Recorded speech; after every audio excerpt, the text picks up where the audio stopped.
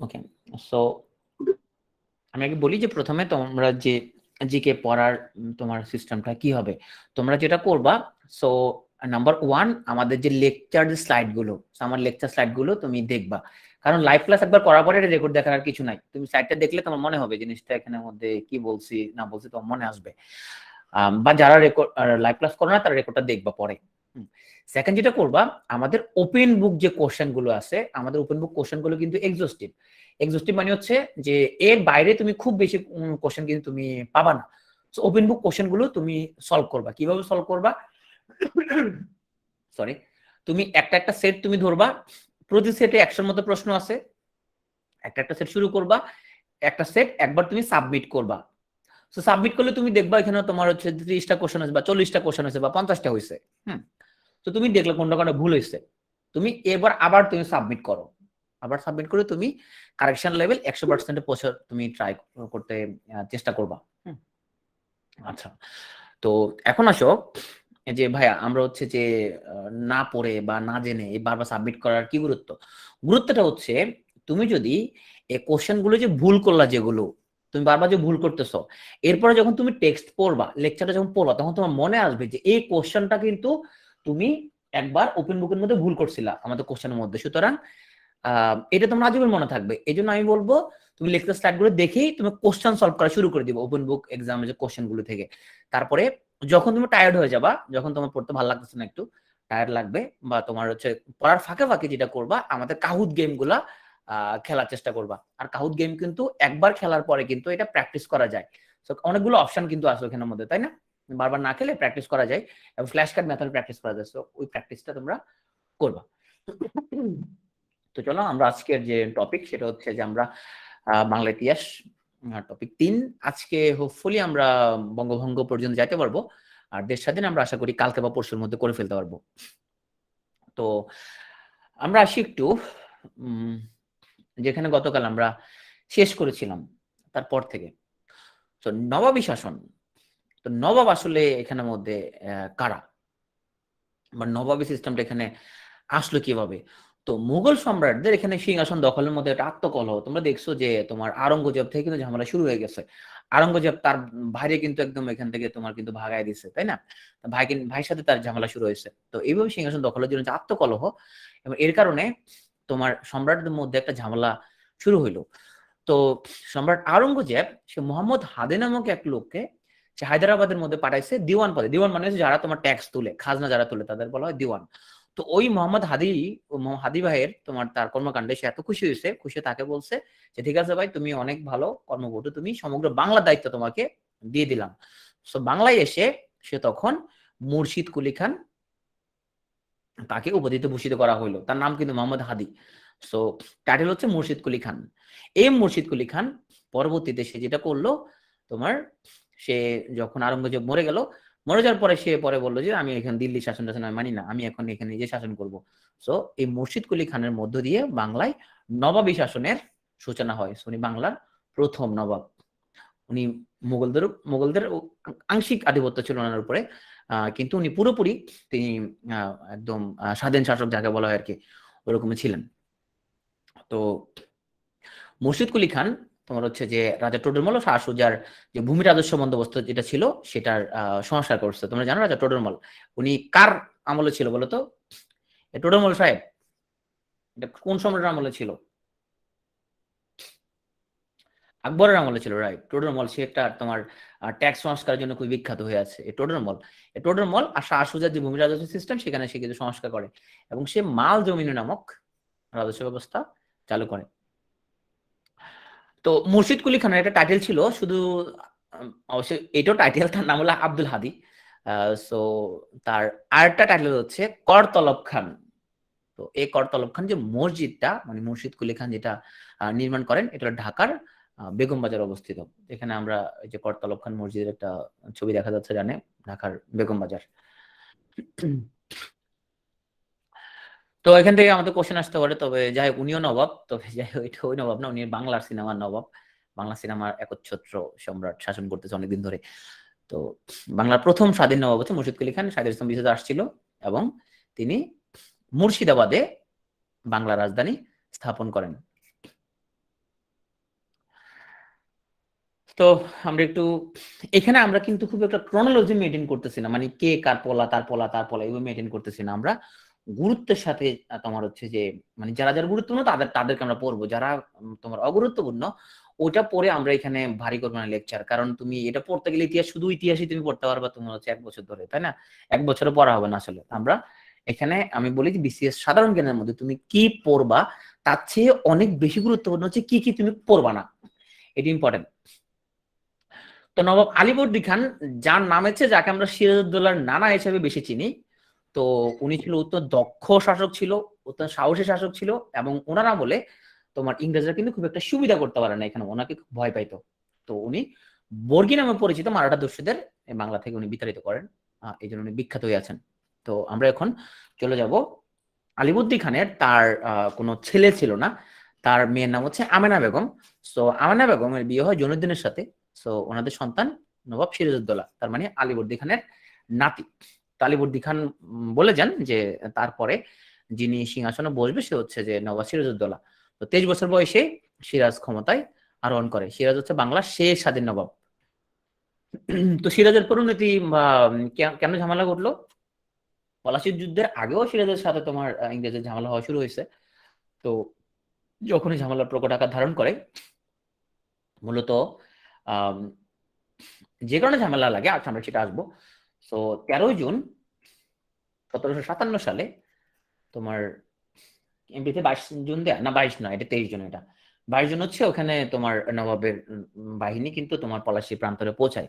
এটা হচ্ছে ভাগীরথী নদীর তীরে, যেটা পশ্চিমবঙ্গে অবস্থিত। এক পক্ষে ছিল ব্রিটিশ ইস্ট ইন্ডিয়া কোম্পানি এবং বাংলার নবাব সিরাজউদ্দৌলা। তো সিরাজউদ্দৌলাকে সাপোর্ট করে যারা, তারা হচ্ছে ফরাসি ইস্ট ইন্ডিয়া কোম্পানি। এবং এখানের মধ্যে ব্রিটিশদের পক্ষে যিনি সেনাপতি ছিল তার নাম রবার্ট ক্লাইভ, আর নবাবের পক্ষে যে সেনাপতি ছিল তার নাম হচ্ছে মোহনলাল। আর বাংলা সেনাবাহিনীর যে ভ্যানগার্ড বলা হয়, একদম মানে যে সম্মুখ সারির যোদ্ধা, যে তার নাম হচ্ছে মীর মদন, অত্যন্ত সাহসিকতার সাথে যুদ্ধ করেন এবং শহীদ হয়ে যান। আর বাংলার পক্ষে যুদ্ধ করা ফরাসি যে সেনাপতি ছিল তার নাম ছিল সিন ফ্রে। তো এই যুদ্ধে তোমার এখানে যে কারণে যুদ্ধটা হয়, তোমার আলীবর্দী খানের সাথে ইংরেজের কিছু চুক্তি ছিল। তো তারা কিন্তু সেই চুক্তি ভঙ্গ করেছিল।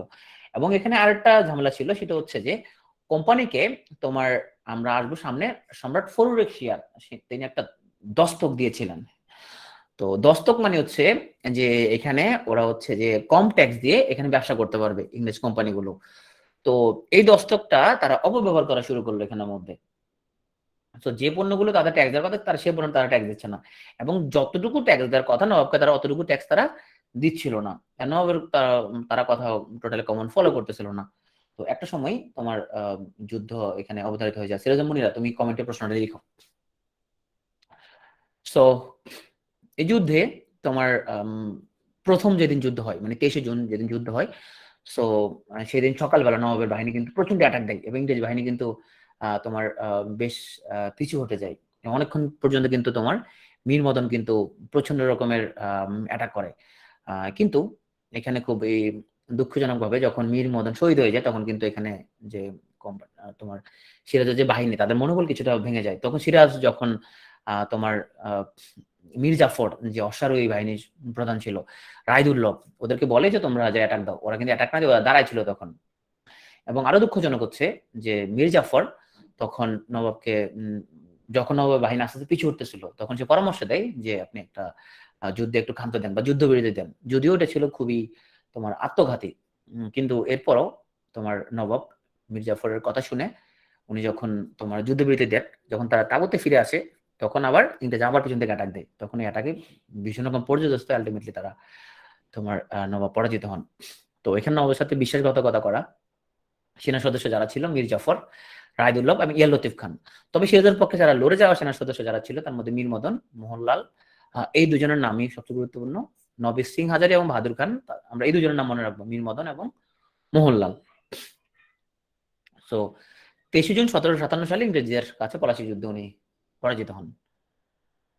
তো পলাশী যুদ্ধে যখন পরাজিত হন, নবাব যখন দেখেন হেরে গিয়েছেন, তখন কিন্তু উনি নৌকা যোগে উনি ভাবলেন যে উনি যদি কোনোভাবে উনি যদি রাজধানীতে যদি পৌঁছাতে পারে, তারপরে উনি হচ্ছে যে তোমার ফরাসি যে সেনাপতি বা আরো উনি লোকবল নিয়ে ফরাসিদের সহযোগিতায় তারপর উনি আরো সৈন্য কালেক্ট করে আবার এসে অ্যাটাক দিবেন, কিন্তু দুঃখজনক উনি ওনার জায়গা মতো পৌঁছাতে পারেন নাই। উনি পথের মধ্যেই উনি ওনার রাজধানীতে যখন উনি যাচ্ছেন, ভগবান গোলা নামক জায়গায় ওনাকে গ্রেফতার করা হয়। তো গ্রেফতার করার পরে কিন্তু ওনাকে মেরে ফেলার সিদ্ধান্ত কিন্তু মীর জাফর কিন্তু দেয় নাই। মীর জাফর একটা ছেলে ছিল মিরান, তার বয়স ছিল 17 বছর, প্রচন্ড উচ্ছৃঙ্খল একটা ছেলে।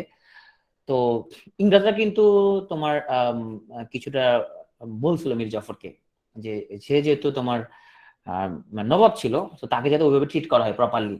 মীর জাফর মোটামুটি ওইটা একমত ছিল যে ওকে ভালোভাবে ট্রিট করা হবে। তো যখন ওকে ধরে আনা হয় সিরাজদৌল্লাকে, ওনাকে একটা বাসায় তোমার হচ্ছে যে আটক করে রাখা হয়। তো ওখানে প্রচন্ড বাকবিতণ্ডা শুরু হয়। মিরান তো সে তার একমত, সে হচ্ছে মেরে ফেলবে, সে মানে রাখবে না সে। মীর জাফর কিন্তু তখন তোমার কোনো প্রকার পরামর্শ দেয় না যে মারবে বা মারবে না, সে কোনো কিছু বলে না। সে যখন ঘুমাতে চলে যায়, সে তো বয়স্ক লোক, সে ঘুমাতে চলে যায়। তো মিরান কি করছে, তার তোমার শাগরেদ যারা ছিল, তার শাগরেদ মোহাম্মদ ইবেদকে সে নির্দেশ দেয় যে যাতে সে দোলাকে হত্যা করে।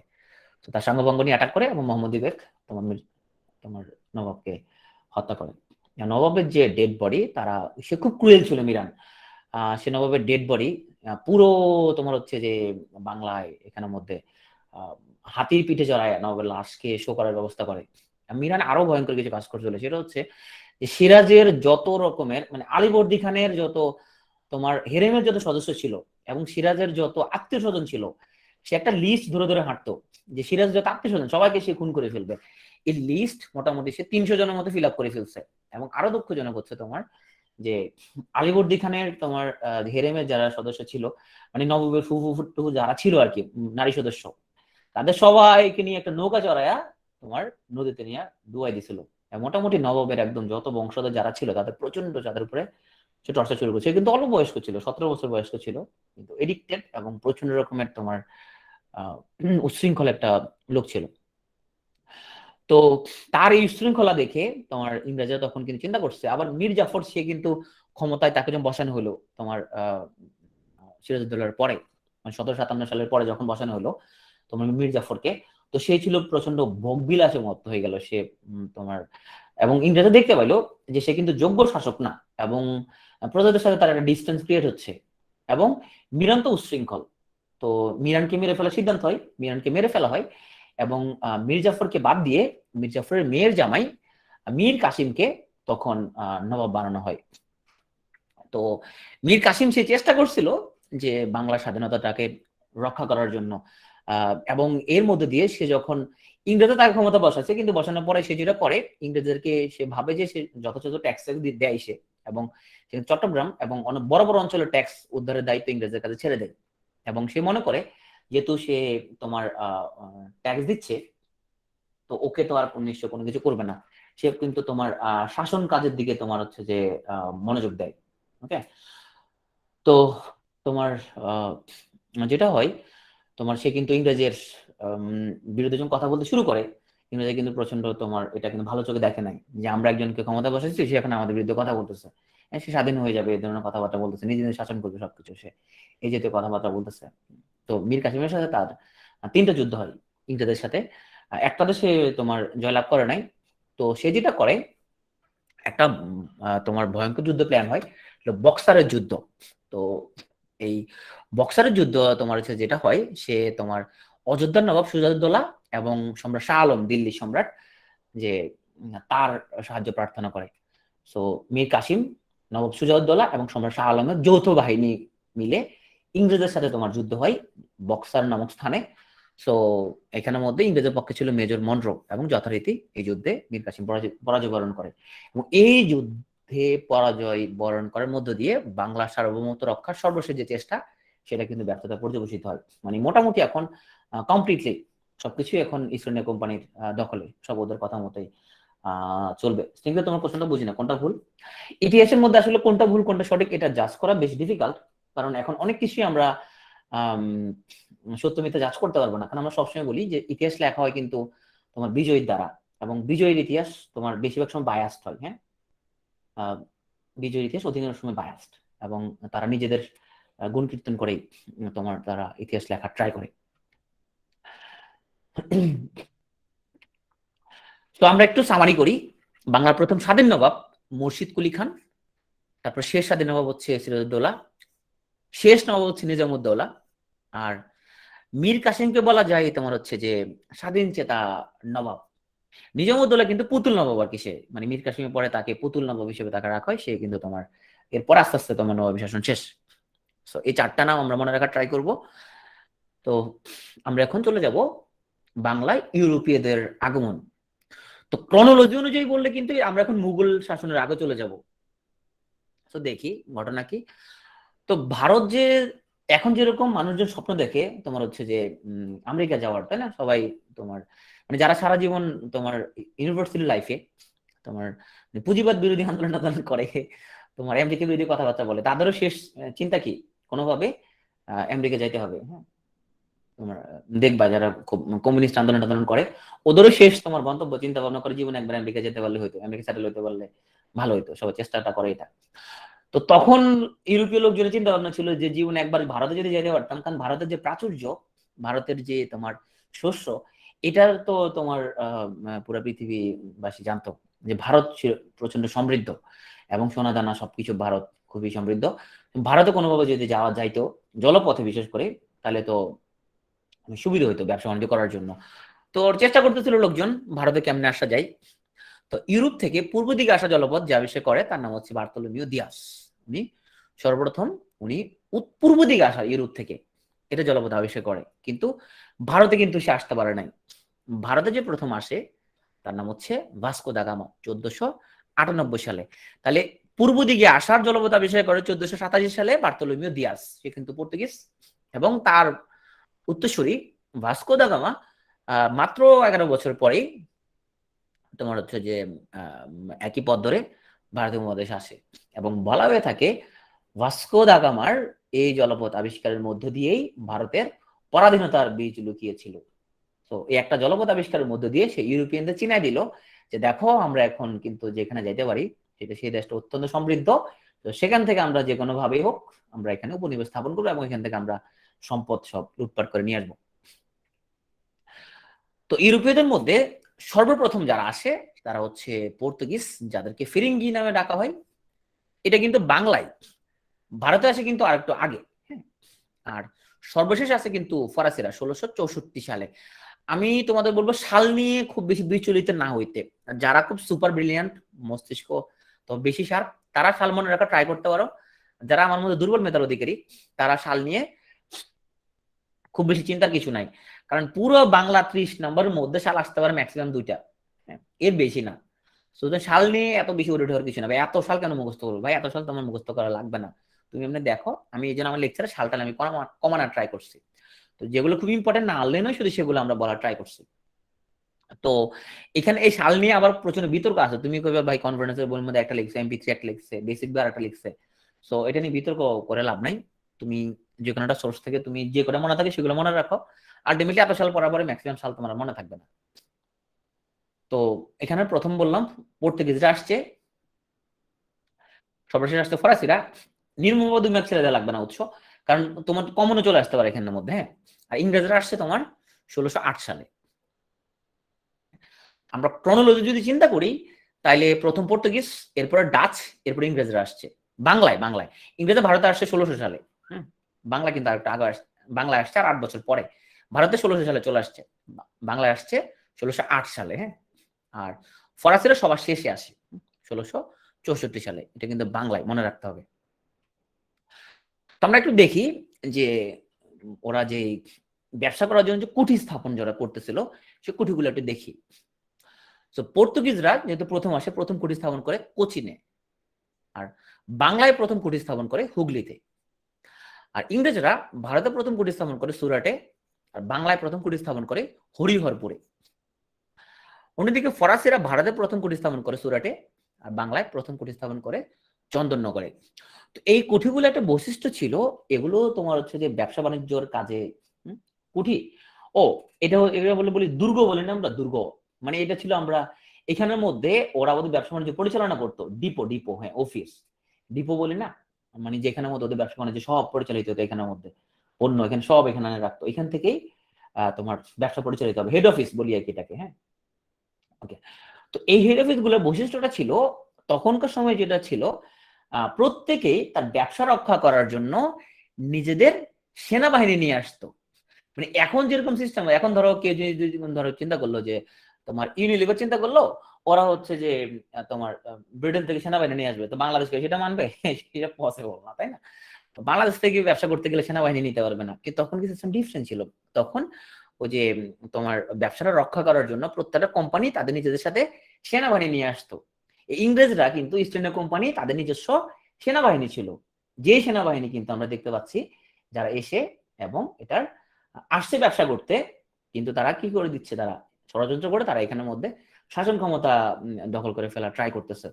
তো এই জিনিসটা কিন্তু তোমার এটা সবসময়ই ছিল, আছে এবং থাকবে। ব্যবসায়ীদের শাসন কার্যে প্রভাব ফেলার যে একটা তোমার টেন্ডেন্সি, এটা সবসময় ছিল। বিশ্বের সব দেশেই আছে, ইউএস এর মধ্যে আছে, যারা খুব এই যে মাল্টি ন্যাশনাল যে কোম্পানিগুলোর কথা আমরা বলি, তারা সবসময় ট্রাই করে যে শাসন ক্ষমতার মধ্যে প্রভাব বিস্তার করার জন্য, যাতে করে তাদের পছন্দের লোকজন শাসন ক্ষমতা বসতে পারে, তাদের ব্যবসা বাণিজ্য করতে সুবিধা হবে, এবং এটা সবসময় তারা ট্রাই করে।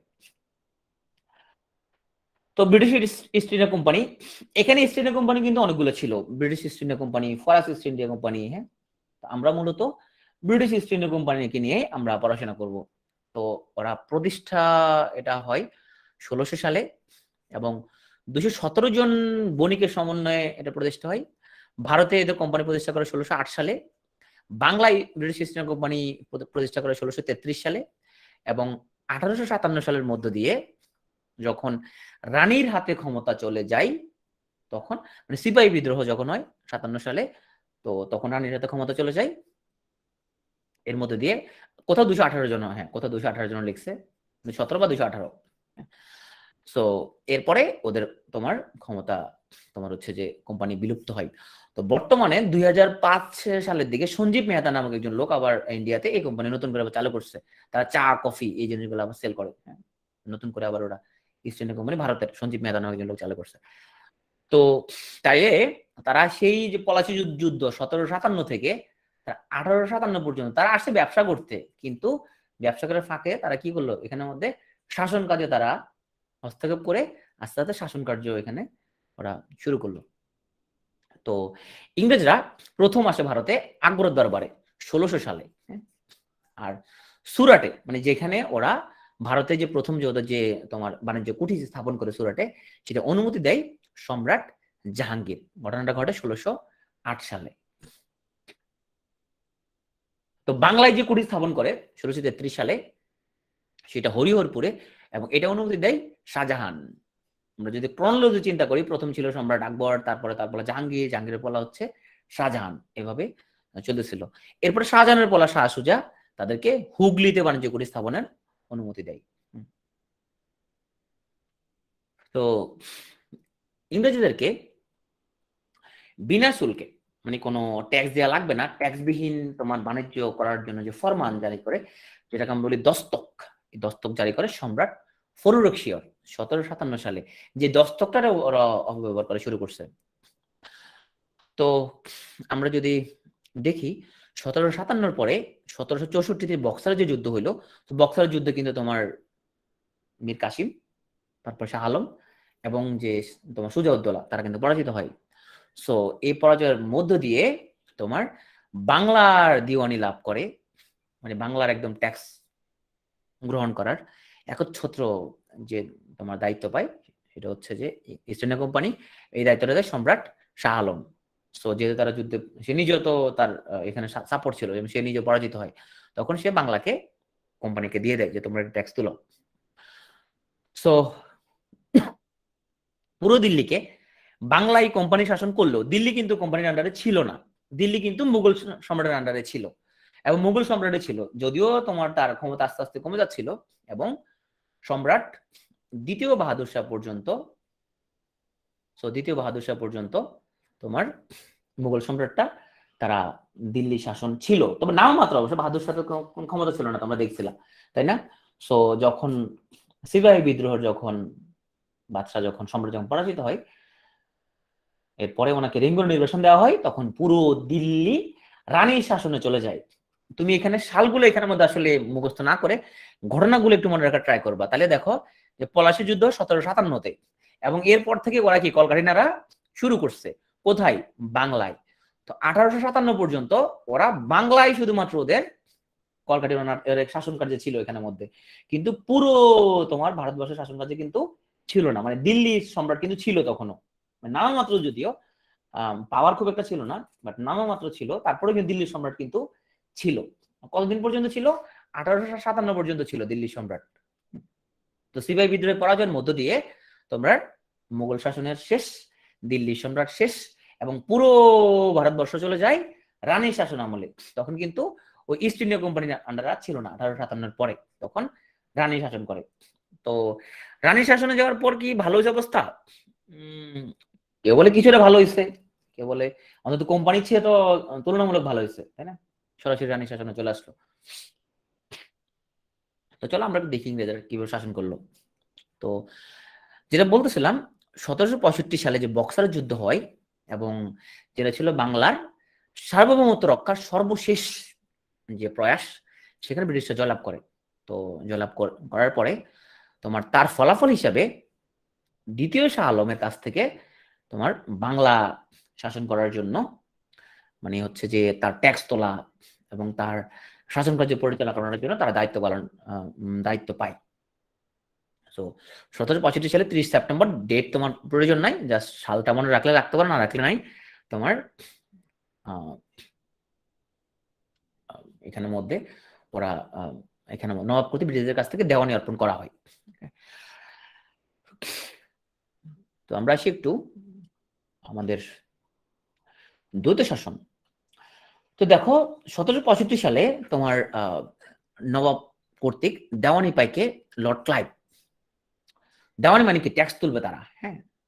তো ট্যাক্স তুলবে কিন্তু তোমার কোম্পানি লর্ড ক্লাইভের তার নেতৃত্বে, কিন্তু তোমার ওই যে শাসন কার্য, মানে বিচার আচার পরিচালনা করবে কিন্তু আবার তোমার হচ্ছে যে নবাব, হ্যাঁ। তার মানে কি? মানে নবাব বিচার আচার করবে, কিন্তু তার কাছে কি নাই? তার কাছে কিন্তু টাকা তোলার দায়িত্ব তার কাছে কিন্তু নাই। মানে তোমার এখন যার কাছে টাকা সে তো সর্বময় ক্ষমতার অধিকারী, তাই না? তো টাকা তুলবে কিন্তু তোমার ইংরেজরা, এবং তোমার হচ্ছে যে শাসন কার্য পরিচালনা করবে, মানে বিচার আচার করবে কিন্তু নবাব। মানে গুরুদায়িত্বটা, এই যে দেখো এখানে বিশৃঙ্খলা, ঝামেলা টামেলা, এগুলো ম্যানেজ করবে নবাব। নবাবকে সেই জন্য তারা কিছু টাকা পয়সা দিবে, তারা কিছু বেতন টেতন তারা দিবে। তার মানে এর মধ্য দিয়ে কি হইলো? ইস্ট ইন্ডিয়া কোম্পানি অনেক পয়সালা, নবাব হয়ে গেল কি? নবাব হয়ে গেল সামান্য একজন কর্মচারী, মানে জাস্ট লাইক তোমার হচ্ছে ওদের চাকরিজীবী সে, যে সে বিচার আচার করার জন্য কিছু টাকা পয়সা দিবে, কিন্তু সবই তাদের হাতেই থাকবে। এটাকে বলা হয় দ্বৈত শাসন, মানে তোমার দুটো দায়িত্ব দুজনের কাছে। তো আমরা আসি তোমার হচ্ছে যে কি ঘটনা ঘটলো এই দ্বৈত শাসনের ফলে। বাংলায় গভর্নরের শাসন। সো লর্ড ক্লাইভ সে হয়ে গেল বাংলার গভর্নর। গভর্নরের কাজ কি? ট্যাক্স তোলা, এগুলা। তো সে 1765 সালে দ্বৈত শাসন ব্যবস্থার প্রবর্তন করলো। নবাবের হাতে থাকবে বিচার এবং শাসন, এবং কোম্পানির হাতে থাকবে রাজস্ব, ট্যাক্স তোলা। এবং তোমার কেউ যদি তোমার অ্যাটাক করে দেশ, তাহলে তারা রক্ষা করবে, সেনাবাহিনী তাদের আছে। যদিও অন্য বহিঃশত্রু অ্যাটাক করে তেমন একটা চান্স নেই। সো এই দুটো দায়িত্ব তাদের হাতে থাকবে। এর ফলে যেটা হইলো, এর ফলে এই ঘটনাটা ঘটলো।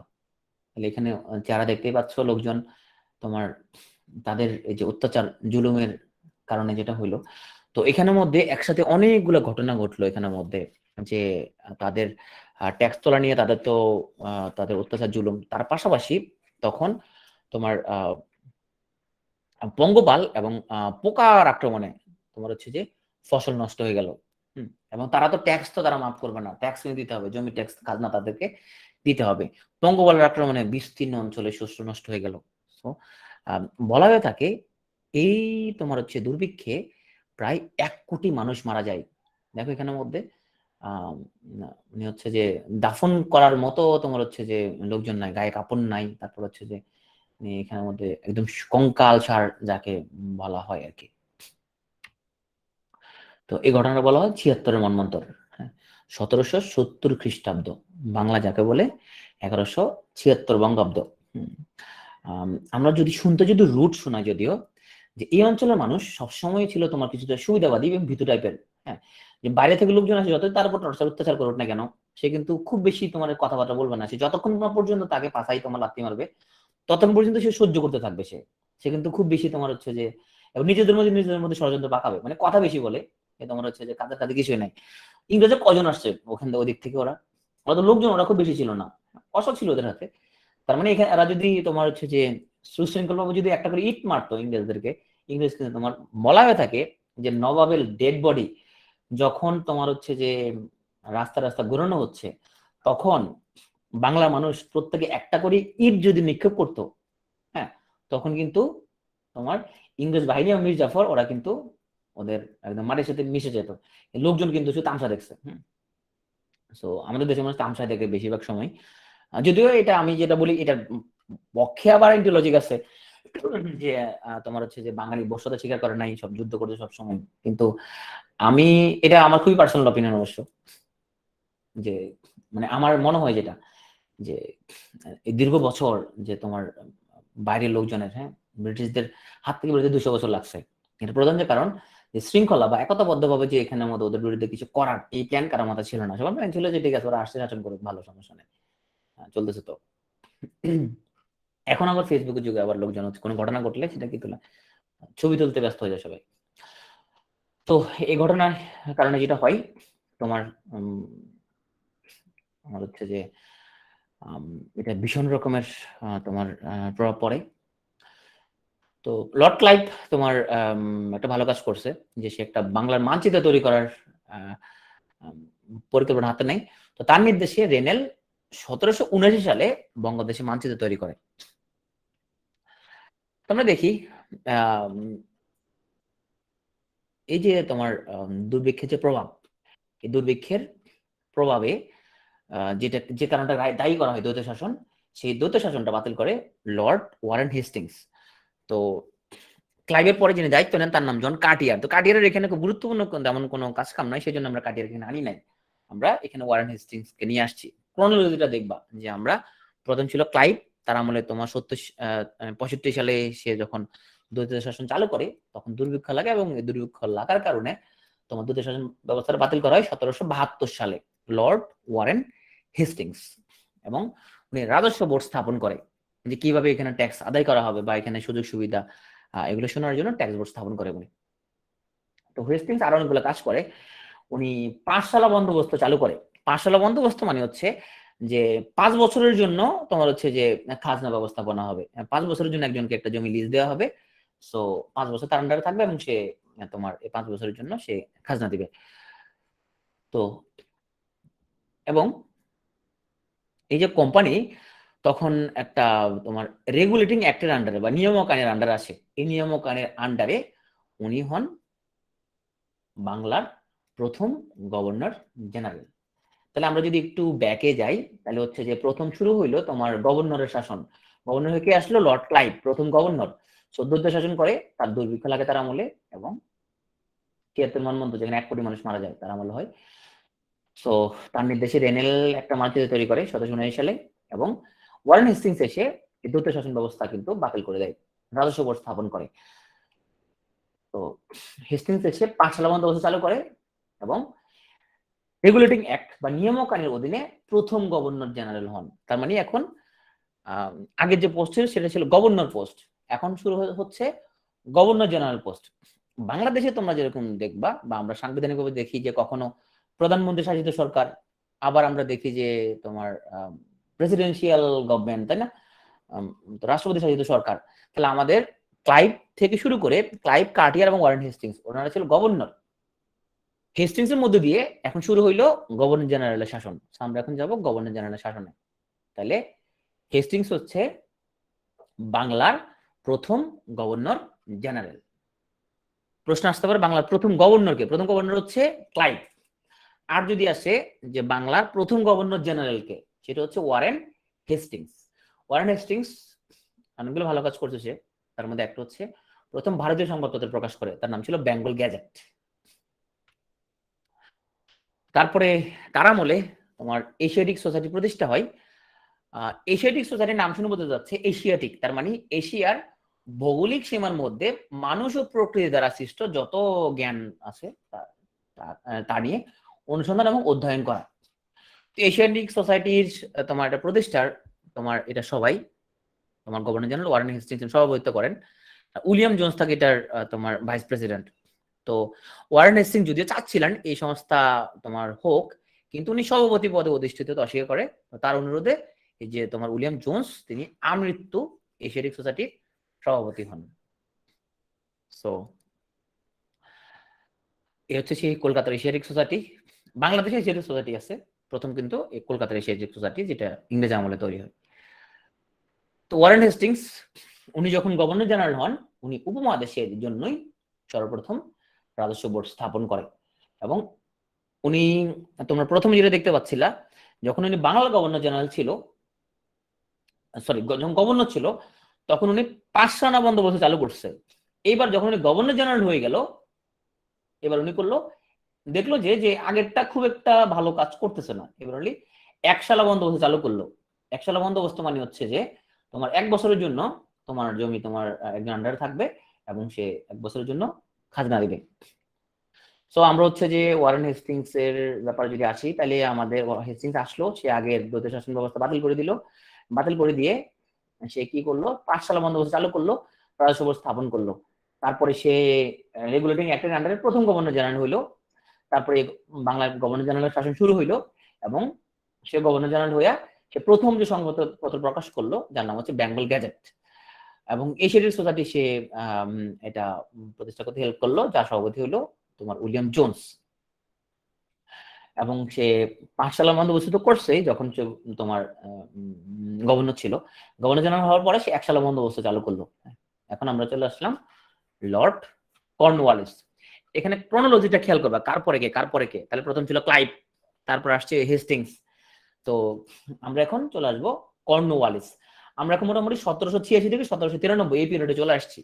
এখানে সালগুলো খুব গুরুত্বপূর্ণ না, এই জন্য আমি সালগুলো এখানে আনি নাই। 1793 এই পিরিয়ডে আসছি আমরা এখন। লর্ড কর্নওয়ালিস, ওকে কেন স্যার ডাকতে হবে বলো তো? তো তোমরা যেই চাকরিটার জন্য তোমরা এত চেষ্টা তদবির করতেছো, এই যে ক্যাডার সার্ভিস মানে সিভিল সার্ভিস, এই সিভিল সার্ভিসের জনক হচ্ছে তোমার লর্ড কর্নওয়ালিস। উনি হচ্ছে ইন্ডিয়ান সিভিল সার্ভিস চালু করেন। তোমরা সিভিল সার্ভিসে ঢুকেই তো তোমরা এটা করবে, তাই না, যে আমাদেরকে স্যার ডাকবেন। তো উনি সরকারি কর্মচারীদের জন্য তোমার হচ্ছে যে কর্নওয়ালিস কোড চালু করেন। এটাকে বলা হয় তোমার হচ্ছে বিধিবিধান, কর্নওয়ালিস কোড। এটা হচ্ছে চাকরিজীবীদের জন্য যে বিধিমালা।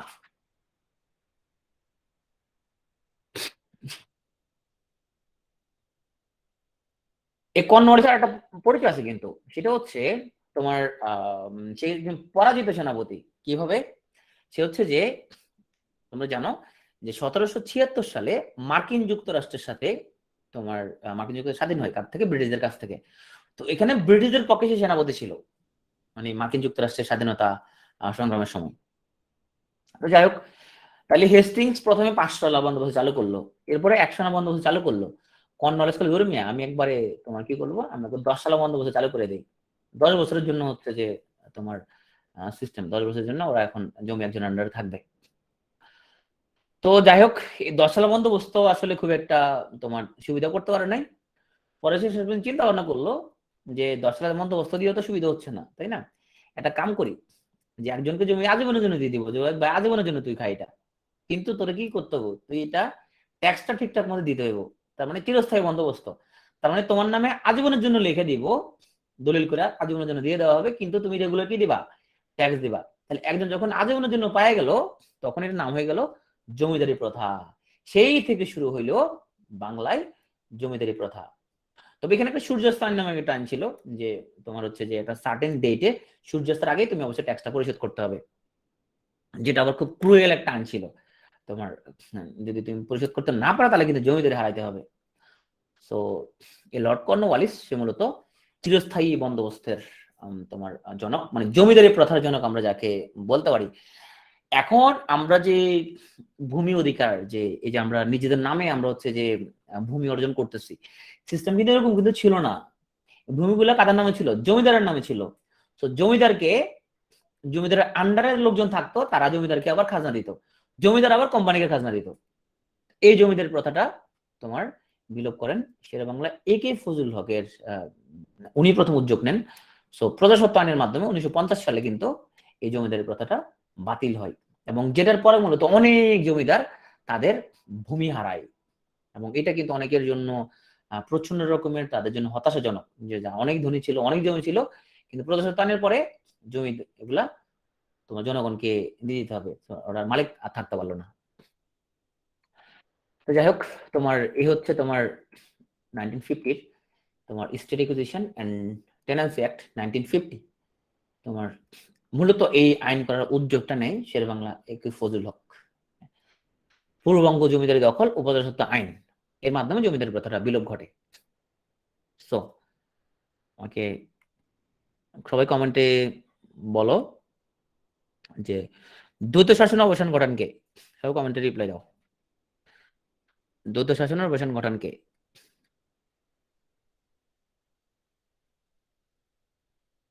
Warren Hastings. ওকে,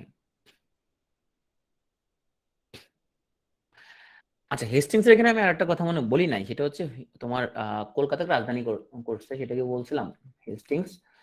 তোমার ভদ্রলোক আসিয়া সে কিন্তু কলকাতাকে, না এটা বলে নাই, হেস্টিং কিন্তু কলকাতাকে রাজধানী করছিল, সে হচ্ছে তোমার কলকাতাকে সে রাজধানী করছে।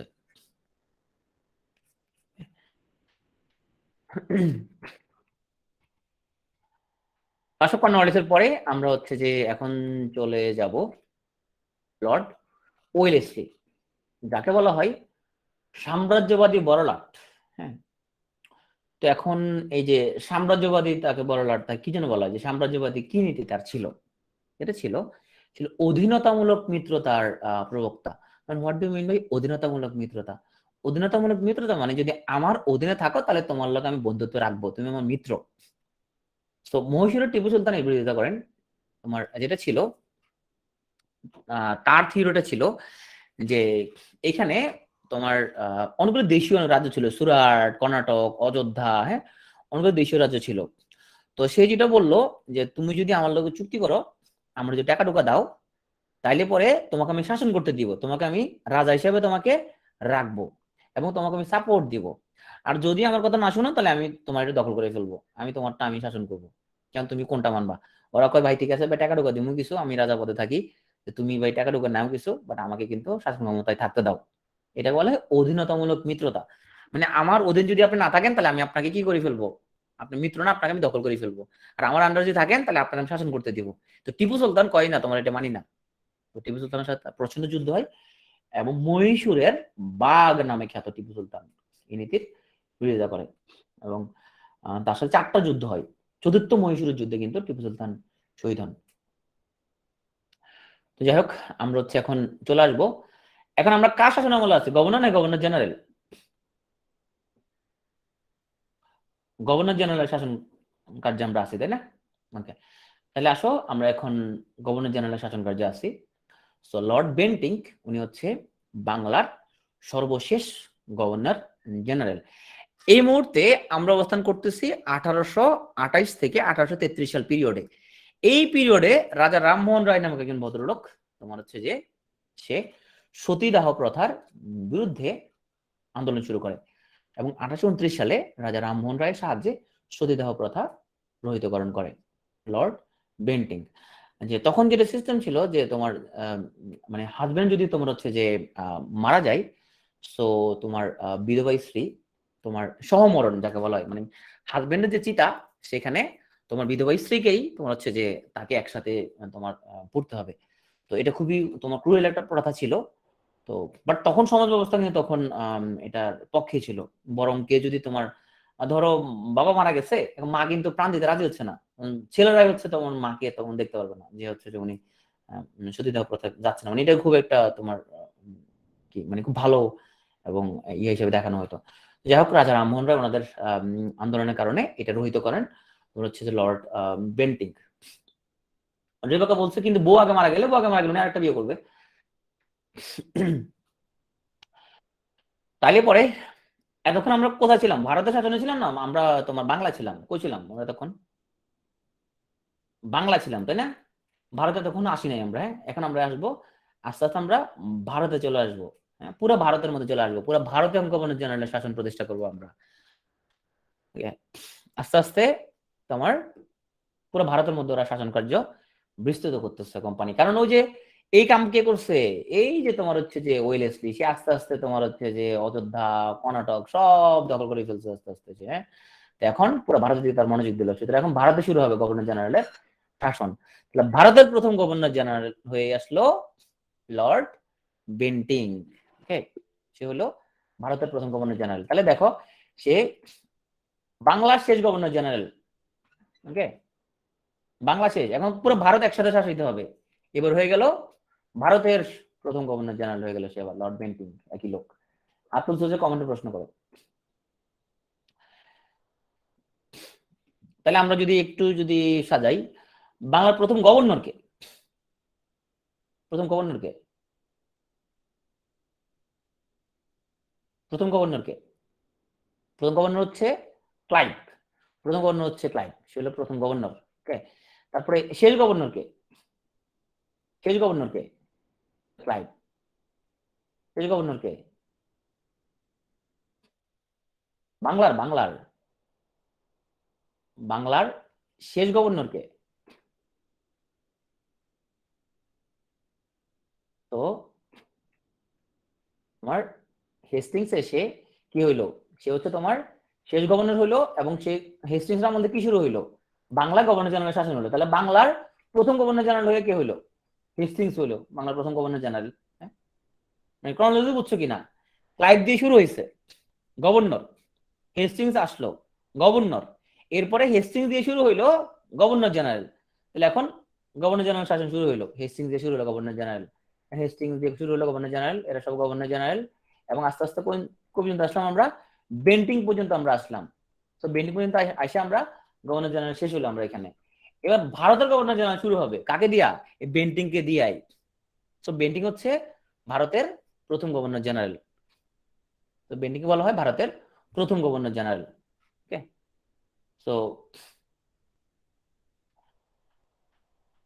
কাটিয়ার না, কাটিয়ার পরে আসছে হেস্টিংস। কাটিয়ার তো 72 সালে চলে গেছে। কাটিয়ার আমলে গভর্নর জেনারেল শাসন শুরু হয় নাই, কাটিয়ার গভর্নর ছিল। ওকে, হেস্টিংস শেষ গভর্নর, হেস্টিংস, তারপর গভর্নর জেনারেল শুরু হলো এবার। ওকে, তাহলে বেন্টিং সে আসো এবার গভর্নর জেনারেল হয়ে গেছে সে ভারতের। তবে সে কি কি কাম করছে আমরা একটু দেখি। সে কলকাতা মেডিকেল কলেজ প্রতিষ্ঠা করছে, এটা ভালো কাজ করছে বোঝা যাচ্ছে, এই যে কলকাতা মেডিকেল কলেজ। তারপর তোমার ফার্সির পরিবর্তে ইংরেজি ভাষা চালু করছে। আর ফার্সিকে সরকারি ভাষা হিসেবে চালু করছিল কে? ফার্সিকে সরকারি ভাষা হিসেবে চালু করছিল কে? কোন মুঘল সম্রাট? জাহাঙ্গীর। তো এখন বেন্টিং করলে ফার্সি চলবে না, এখন ইংরেজি হবে তোমার সরকারি ভাষা এবং উচ্চতর শিক্ষার ভাষা। সো এখন আমরা বেন্টিং এর পরে চলে আসবো। তাহলে বেন্টিং আমরা বলতে পারি ভারতের সে হচ্ছে ভারতের প্রথম গভর্নর জেনারেল, লর্ড ডালহৌসি। তো ডালহৌসি উনি ছিল সবচেয়ে বেশি সাম্রাজ্যবাদী, এবং ডালহৌসির আমলে তোমার হচ্ছে যে তার সাম্রাজ্যবাদী নীতিটা কি ছিল দেখো। তো যাই হোক, তার ভালো কাজগুলো একটু বলি। সে টেলিগ্রাফ লাইন স্থাপন করেছে 1850 সালে। তো আপাত দৃষ্টিতে এটা জনগণের উপকার হয়েছে, বাট সে স্থাপন করছে তো তার পুরো ভারতবর্ষের মধ্যে যাতে যোগাযোগ স্থাপন করতে পারে, কারণ যত ভালো কমিউনিকেশন থাকবে তত বেশি কিন্তু শাসন ক্ষমতা ধরে রাখা যায়, কন্ট্রোলে রাখা যায়। তো টেলিগ্রাফ লাইন স্থাপন করে 1850 সালে, এবং রেল যোগাযোগের সূচনা করে 1853 সালে। তো এখন শুনতে অবাক লাগলেও সত্য, তখন কিন্তু তোমার রেল যোগাযোগের কিন্তু বিরোধিতা করা হয়েছিল। লর্ড ডালহৌসি যে উদ্দেশ্য করতে চাইছে যে একটা তো সে দেখাচ্ছে যে এখানে উন্নয়ন করতেছি আমি, এখানের মধ্যে রেল যোগাযোগ করতেছি, কিন্তু আদতে তার মূল উদ্দেশ্য যেটা ছিল যে রেল যোগাযোগ যদি থাকে, রেলের মাধ্যমে দ্রুত গতিতে তার সেনা, তার সব রসদ দ্রুত গতিতে বিভিন্ন জায়গায় পৌঁছে যাবে। হ্যাঁ, সুতরাং শাসন করতে যথেষ্ট সুবিধা হবে। যদিও এটা অবশ্যই এটা পজিটিভ কাজ জনগণের জন্য। 1854 সালে সে ডাক টিকিট চালু করে, এবং 1856 সালে তো তখন যে সিস্টেম ছিল তখন বিধবাদের বিবাহে অনেক ঝামেলা ছিল, বিধবা বিবাহ হইতো না।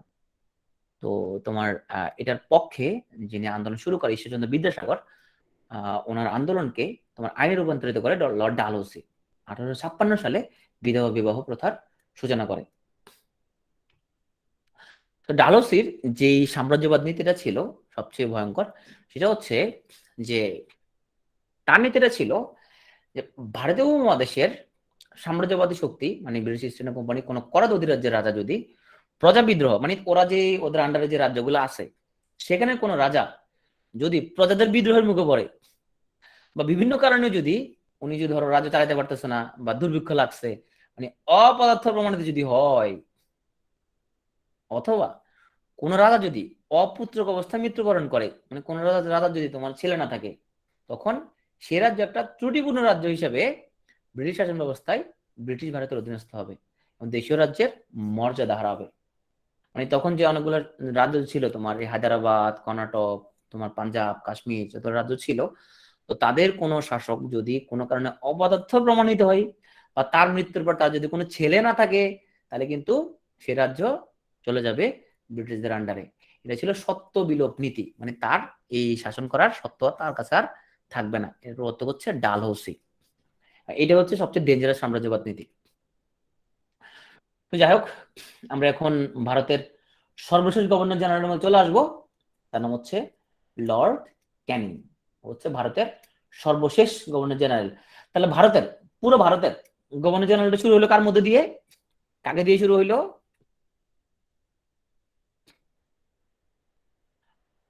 ভারতের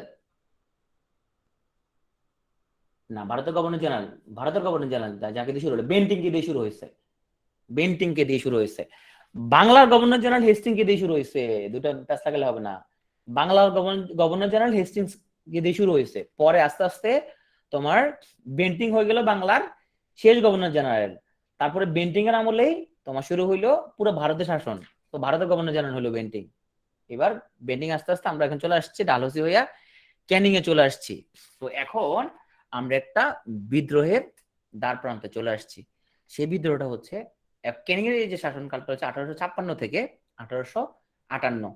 এই পিরিয়ডের মাঝখান দিয়া 1857 সালে তোমার যে ব্রিটিশ তোমার সেনাবাহিনীর আন্ডারে যে দেশীয় সিপাহীরা ছিল, তারা একটা বিদ্রোহ করলো ইংরেজদের বিরুদ্ধে, যেটা ইতিহাসে সিপাহী বিদ্রোহ নামে পরিচিত। এবং যে সিপাহী বিদ্রোহতে কিন্তু তোমার দ্বিতীয় যে তোমার বাহাদুর শাহ জাফর সে তোমার সাপোর্ট দেয় এবং আলটিমেটলি পরাজয় বরণ করে। এবং ওই পরাজয় বরণের মধ্য দিয়ে ভারতবর্ষে রানীর শাসন প্রতিষ্ঠা হয় এবং কোম্পানি শাসনের অবসান ঘটে। তো ওটা হচ্ছে ভারতীয় উপমহাদেশের ইতিহাসে আমরা এটাকে প্রথম স্বাধীনতা সংগ্রাম বলতে পারি। ওটার বেনিফিট যেটা হয়েছে যে পুরো বহির্বিশ্ব জানতে পারে যে কোম্পানি এখানে কি ভয়ঙ্কর রকমের এখানে অপশাসন চালাচ্ছে। এটা যখন রানীর দৃষ্টিগোচর হয় তখন এখানে কোম্পানি শাসন বন্ধ করে দেওয়া হয়, এখানে তখন রানীর শাসন চালু করা হয়। তো লর্ড ক্যানিং হচ্ছে কোম্পানির পক্ষে ভারতের সর্বশেষ গভর্নর জেনারেল। এখন শুরু হবে ভারতে ভাইসরয়ের শাসনকাল। What is viceroy? ভাইসরয় মানে হচ্ছে যে রানীর প্রতিনিধি, মানে রানীর প্রতিনিধি হিসেবে সে এখন, আগে ছিল কোম্পানির আন্ডার গভর্নর জেনারেল। তাহলে এবার লর্ড ক্যানিং ছিল ভারতবর্ষের শেষ গভর্নর জেনারেল। 1856 সালে দায়িত্ব নিল, 1858 সাল পর্যন্ত সে গভর্নর জেনারেল ছিল। এবার সে হয়ে গেল কি ভারতের প্রথম ভাইসরয়, নতুন দায়িত্ব পাইল সে। এখন সে রানীর প্রতিনিধি। তো সে কি কি জিনিস চালু করলো দেখি।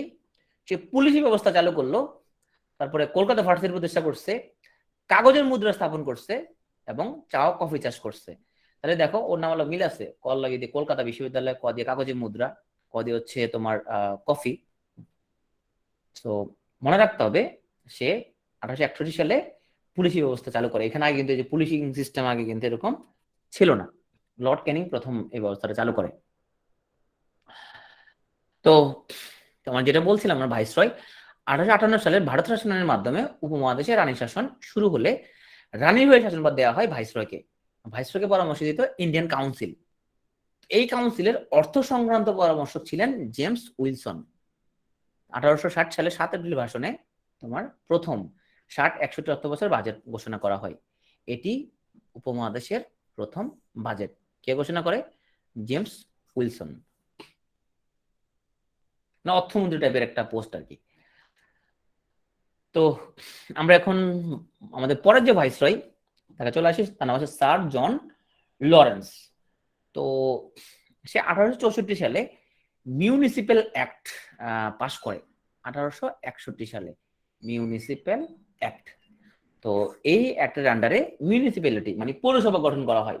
তো স্যার স্যার জন লরেন্স উনি হচ্ছে যে এই স্থানীয় সরকার প্রতিষ্ঠার মধ্য দিয়ে ঢাকায় প্রথম পৌরসভার যাত্রা শুরু হয়। তো আমরা এখন চলে আসবো লর্ড মেয়ো। লর্ড মেয়ো উনি প্রথম উপমহাদেশে আদমশুমারি করে। আদম মানে হচ্ছে মানুষ, শুমারি মানে হচ্ছে গণনা। আদমশুমারি মানে হচ্ছে মানুষ গণনা।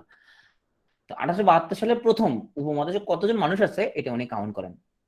উনি হচ্ছে একমাত্র ভাইসরয় যিনি খুন হন আততায়ীর হাতে। আততায়ীর হাতে না, ওনাকে যে খুন করে তার নাম হচ্ছে তোমার শের আলী আফ্রিদি নামক একজন ঘাতক, এবং তাকে খাইবার পাস পার হওয়ার সময় খুন করে। তো আমরা এখন আসবো তোমার হচ্ছে যে লর্ড লিটন। যাক, আমি জানি উনি হচ্ছে যে আমরা লর্ড লিটনের ছবি পাই নাই আমরা। উনিও তো স্যার তাই না, উনিও লর্ড। তো ইদানিং মনে হয় ভালো ব্যাটিং করে না। যাক, আমি হচ্ছে যে আমি আশা করি সামনে আর ভালো খেলবে। এখনো মানে ভালো খেলতেছে মানে অনেক, এখন অনেকেই ভক্ত। আগে ওনাকে নিয়ে অনেক ট্রল করা হইতো। তো এখন মনে হয় অনেক উন্নতি হয়েছে তাই না, ধারাবাহিকভাবে ভালো খেলতেছে নাকি। তো এখন তো তোমার লর্ড লিটন উনি 1878 সালে অস্ত্র আইন পাশ করে। হ্যাঁ, তো করিবের বিরাট কোহলি, আচ্ছা ঠিক আছে। এবং সংবাদপত্র আইন পাশ করে দেশীয় সংবাদপত্রের স্বাধীনতা ধারণ করে। তার মানে লিটন স্যার উনি কিন্তু আসলে খুব একটা ভালো কাজ করে না তাই না। অস্ত্র আইন পাশ করছে, হ্যাঁ? এখানের মধ্যে অস্ত্র রাখতে পারবে কারা কারা, কারা কারা রাখতে পারবে না, হ্যাঁ। এবং ঘরের মধ্যে তুমি যদি অস্ত্র অস্ত্র রাখো, ব্রিটিশদের বিরুদ্ধে ইউজ করবা, সেটা সেটা কিন্তু হবে না। তো অস্ত্র তুমি হচ্ছে যদি রাখো, বৈধ অস্ত্র ঘরের মধ্যে রাখলে তোমাকে ধরে নিয়ে যাবে। এই আইন পাশ করে কিন্তু লিটন স্যার। এবং সংবাদপত্র আইন পাশ করে দেশীয় সংবাদপত্রের স্বাধীনতা ধারণ করে। হ্যাঁ, যে কি লিখবা আর কি লিখবা না ওইটা দেখানোর আগে আগে কোম্পানিকে আগে তোমার হচ্ছে যে ব্রিটিশদের দেখাইতে হবে। হ্যাঁ, তোমার যে তুমি কি পাবলিশ করবা, হ্যাঁ, সবকিছু সেন্সর করা হবে তারা। তো যাই হোক, লিটন স্যারের এই কাজকে তোমার আমরা রিপন ভাই চলে আসছে। রিপন ভাই কিন্তু আমার ভালো লোক। তোমার হচ্ছে সে যেটা করলো, কয় লিটন তুমি যেটা করছো এটা তো ভালো না। তুমি তো এইভাবে মানুষের মুখের স্বাধীনতা ধারণ করতে পারো না, তুমি সংবাদপত্রের স্বাধীনতা তুমি ধারণ করতে পারো না, সুতরাং সংবাদপত্র আইনটা রহিত করে দেয়। রিপন স্যার অত্যন্ত ভালো লোক তাই না। তো উনি আরো একটা ভালো কাজ করে। তো তখন যেটা ছিল সিস্টেম, তুমি দেখো সিভিল সার্ভিস চালু হয়ে গেছে তাই না, ভারতীয়রা চাকরি বাকরি করা শুরু করছে। এবং ভারতীয়রা আস্তে আস্তে তোমার পড়াশোনা করে বিচারক হওয়া শুরু করছে। তো দুঃখজনক, ভারতীয় কোনো বিচারকের আদালতে ইউরোপিয়ান কারো অপরাধের বিচার করা যাবে না। হ্যাঁ, মানে ইউরোপিয়ানরা মনে করতো যে ভারতীয় বিচারক আমার কেন বিচার করবে, আমি তো সুপিরিয়র, আমার সাদা চামড়া, ভারতীয়রা কেন আমার বিচার করবে। তো ভারতীয় বিচারকের বিচার আমি মানি না। হ্যাঁ, ওরা মানবে না, ওরা বিচার করা যাবে না ওদের। তো রিপন স্যার উনি বললো না, এটা তো তোমার হইলো না, ও তো বিসিএস পাস করে আসছে তাই না, ও তো বিসিএস ক্যাডার। তো ও তো তোমার জুডিশিয়ারি পাস টাস করে আসছে, তোমার ও তো একজন অফিসার, সুতরাং ও অবশ্যই তোমার তো ও ম্যাজিস্ট্রেট, ও তোমার বিচার করতে পারবে। সুতরাং ইলবার্ট বিল করলো সে, যে ভারতীয় বিচারকরা তোমার ইউরোপীয় যে অপরাধ যারা অপরাধীদের বিচার করতে পারবে। এটা আবার ইউরোপিয়ানরা খুব চেতে গেছে কিন্তু এটার বিরুদ্ধে। ওরা চিন্তা করছে আমার বিচার করো, আমাদের বিচার করো ভারতীয়রা, এটা হয় না এটা। তো রিপন সবচেয়ে ভালো লোক। উনি হচ্ছে শ্রমিকদের কল্যাণের জন্য ফ্যাক্টরি আইন চালু করছে। এবং উনি ভারতের ওনাকে বলা স্থানীয় সাহিত্য শাসনের জনক। এই যে এলাকা বিএনপি মেম্বার চেয়ারম্যান, হ্যাঁ, এইগুলো যে হবে স্থানীয়ভাবে যে তোমার তোমার ভারতের লোকজন শাসন করবে, এটা হচ্ছে এটার জনক লর্ড রিপন। কোন দেশের? Ripon British British. রিপনের জন্ম মনে হয় ভারত, আমি জানি না, ভুলে গেছে। রিপনের জন্ম মনে হয় তোমার হচ্ছে ভারতবর্ষ হয়েছিল, ভুলে গেছে এটা। এরা সব ব্রিটিশ। তো যাই হোক, তোমার রিপন স্যারের আন্ডারে তোমার হচ্ছে যে হান্টার শিক্ষা কমিশন গঠন হয়েছে, যেটা ভারতের প্রথম শিক্ষা কমিশন। হ্যাঁ, মানে তার ভালো কাজ আসলে তোমার শেষ হওয়ার না আর কি, মানে অনেক ভালো ভালো জিনিসপত্র। তো যাই হোক, আমরা এখন রিপন স্যারের পরে আমরা এখন চলে যাব বাংলা বাংলা লাগে একটু না। হ্যাঁ, তোমার যে বাঙালি লোকজন যখন তোমার সৌদি আরব গেল, কয় সবাই দেখে আরবে কথা বলো, তো বুঝে না ও, মানে আজান দিল, আজান তো বাংলা দিচ্ছে, আজানটা চেনা চেনা লাগতেছে, আজান তো বাংলা দিচ্ছে। তা আমরা চলে আসবো লর্ড ডাফরিন। তো ডাফরিন ভাইও তোমার হচ্ছে যে লোকটা তোমার হচ্ছে যে মোটামুটি ভালো আছে। ডাফরিন ভাই কি করলে দেখো, তো ডাফরিন ভাই তার আন্ডারে, মানে সে কিন্তু খুব চুপা রুস্তম ছিল ডাফরিন। তোমার 1885 সালে ডাফরিন যেটা করলো, বঙ্গীয় প্রজাস্বত্ব আইন করলো, এবং এর আইনের মাধ্যমে প্রজা এবং জমিদারদের মধ্যে, এখানের মধ্যে তার এই লটার মাধ্যমে জমিদাররা কি দিবে প্রজাদেরকে, এবং প্রজারা কি পাবে তাদের কাছ থেকে, প্রজারা বিনিময়ে কি দিবে, যে প্রজারা ট্যাক্স দিবে, তার বিনিময়ে জমিদার তাদেরকে কি দিবে জমিদার। হ্যাঁ, তো এই জিনিসগুলো নিয়ে এই আইনটা হয়, এর মাধ্যমে তোমার জমিদারের সাথে সম্পর্ক উন্নয়ন হয়। তো চিরস্থায়ী বন্দোবস্তের ফলে তোমার দুই পক্ষের মধ্যে যথেষ্ট রকমের সম্পর্ক অবনতি হয়েছিল, কারণ আজীবনের জন্য দিয়ে দিল একজনকে, জমিদার একজন। তো এটার মাধ্যমে আবার বঙ্গীয় প্রজাস্বত্বের মাধ্যমে আবার এই সম্পর্কটা পুনরুদ্ধার হয়। তো 1938 সালে তোমার যখন ফজল হক যখন তোমার বাংলা শাসন ক্ষমতায় আসেন, তখন এই আইনটি সংশোধন করা হয় এবং আইনটার দুর্বলতা কাটানো হয়। তবে 1950 সালে কিন্তু এই প্রজাস্বত্ব আইন টোটালি বিলোপ করে দেওয়া হয়। প্রজাস্বত্ব আইনের মাধ্যমে এই যে তোমার জমিদের কথা বিলোপ করে দেওয়া হয়, এটা ডাফরিনের আমলে। সো তোমার দেখি যে ভারতীয় জাতীয় কংগ্রেস, তো এখন ভারতীয়রা তোমার আস্তে আস্তে চিন্তা করলো এরা আমাদের শাসন করতেছে আমাদের এখানে, তাহলে আমরা একটু তোমার আমাদের দেশ শাসন করতেছে, আমরা আস্তে আস্তে এখানে শরিক হইতে হবে, আস্তে আস্তে নিজের কাছে ক্ষমতাটা নিয়ে আসতে হবে। ইলবার্টানের বিরুদ্ধে আবার তোমার ইংরেজরা কিন্তু তোমার হচ্ছে যে তোমার চেতে যায়, ওরা কইলো যে না, আমাদের তোমার বিচার ভারতীয়রা কেন করবে, এটা করতে পারবে না। তো ওরা প্রতিবাদ করা শুরু করে। ওদের প্রতিবাদ দেখে ভারতীয়দের মধ্যে জাতীয়তাবাদ কিন্তু তোমার জাগ্রত হয়। ওরা কে কিরে, আমাদের বিচারক ওদের বিচার করবে, এরা এটা মানতে পারতেছে না, তা আমাদেরকে এখন একতাবদ্ধ হইতে হবে। একতাবদ্ধ হওয়ার জন্য তোমার 1885 সালে ভারতীয় জাতীয় কংগ্রেস প্রতিষ্ঠিত হয়। তবে তার উদ্যোগ তো হচ্ছে তোমার ব্রিটিশ সাবেক ICS officer Allan Octavian Hume. তো হিউমের উদ্যোগের পিছনে ছিল তোমার বড়লাট ডাফরিনের সমর্থন ছিল। তুমি প্রশ্ন করতে পারো যে ভাই, সে তো শাসক, তাহলে এখানে রাজনৈতিক দল প্রতিষ্ঠা করতে সে কেন দিচ্ছে? বিষয়টা তুমি বুঝতে পারবা যে জাতীয় পার্টিকে তোমার গভর্নমেন্ট যে কারণে খুব তোয়াজ করে চলে, এটা সেম কাহিনী। জাতীয় পার্টিকে গভর্নমেন্ট কি চাচ্ছে, একটা অনুগত বিরোধী দল হবে। তো ডাফরিন সাহেব উনি চাচ্ছিল যে একটা অনুগত বিরোধী দল। যারা যারা বুঝতেছো না, তুমি বুঝবা যে যে কারণে গভর্নমেন্ট জাতীয় পার্টিকে সবসময় তোয়াজ করে, সেই কারণে জাতীয় পার্টি না থাকলে গভর্নমেন্ট ভ্যালিড হবে না আবার। হ্যাঁ, এই জন্য জাতীয় পার্টিকে, যাতে ওরা ইলেকশন ইলেকশন যাতে আসে, ওদেরকে চেয়ারটা দিচ্ছে, মন্ত্রী দিচ্ছে ওদেরকে, মানে অনুগত থাকবে তারা, কিন্তু একটা নামমাত্র বিরোধী দল থাকবে। এটা ছিল তোমার ডাফরিনের চাওয়ার, কারণ চুপার ইসলাম যেটাকে বলা হয়। তো যাই হোক, তোমার 1885 সালে অ্যালান অক্টিম্যান হিউম চন্দ্র ব্যানার্জিকে সহসভাপতি করে, সহ-প্রতিষ্ঠাতা করে ভারতীয় কংগ্রেস প্রতিষ্ঠা করেন। তো এটা হচ্ছে ফার্স্ট ইন্ডিয়ান ন্যাশনাল কংগ্রেস 1885 সালে। এখানে সব গণ্যমান্য ব্যক্তিবর্গকে দেখতে পাচ্ছ। ওরা ছিল তখনকার সময় ভারতের সবচেয়ে প্রোগ্রেসিভ লোকজন। তো দেখো যে প্যান্ট পরে আছে একজনে, হ্যাঁ, ধুতি পরে আছে অনেকে। এরা ছিল ভারতের সবচেয়ে প্রোগ্রেসিভ লোকজন, মানে চেহারার মধ্যে একটা তোমার দেখলে মনে হয় জ্ঞানী গুণী জ্ঞানী গুণী, তাই না? যারা দেখলে মনে হচ্ছে খুবই ব্রিলিয়ান্ট লোকজন। তো যাই হোক, তোমার ওদের যে উদ্দেশ্য যেটা ছিল, ব্রিটিশ শাসকদের মধ্যে প্রতিনিধিত্বশীল আলোচনার জন্য, মানে এখানে জনগণের প্রতিনিধি হিসেবে আলোচনা করার জন্য ওরা সবাই ছিল ইংরেজি শিক্ষায় শিক্ষিত। ভারতীয় রাজনীতিবিদদের প্রয়োজন হচ্ছে একটা সর্বভারতীয় রাজনৈতিক সংগঠনের, যারা গিয়ে গভর্নমেন্টের কাছে বিভিন্ন দাবি দেওয়া পেশ করতে পারবে।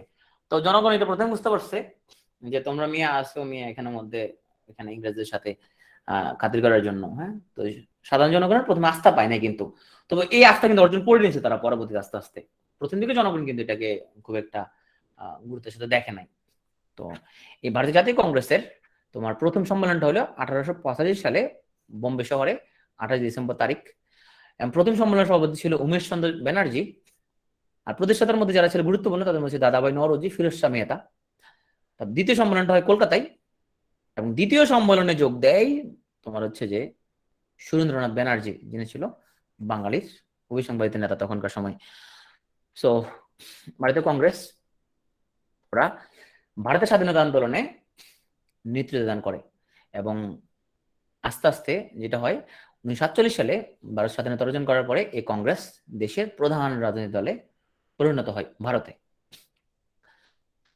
তো যাই হোক, আমরা হচ্ছে যে এখনো আমাদের লর্ডদের শাসন শেষ না, আমরা যাবো লর্ড কার্জনের কাছে চলে আসছি 1885 পরে। আমরা চলে আসছি প্রায় 1905 সালের দিকে চলে আসছি।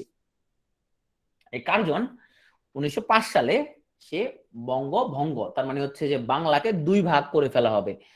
তোমার একটা রাজ্য পূর্ববঙ্গ, পূর্ববঙ্গ আসাম, মানে আমাদের এই বাংলা এবং আসাম হবে একটা, আর কলকাতা সহ বাকিটা হবে আরেকটা বঙ্গ।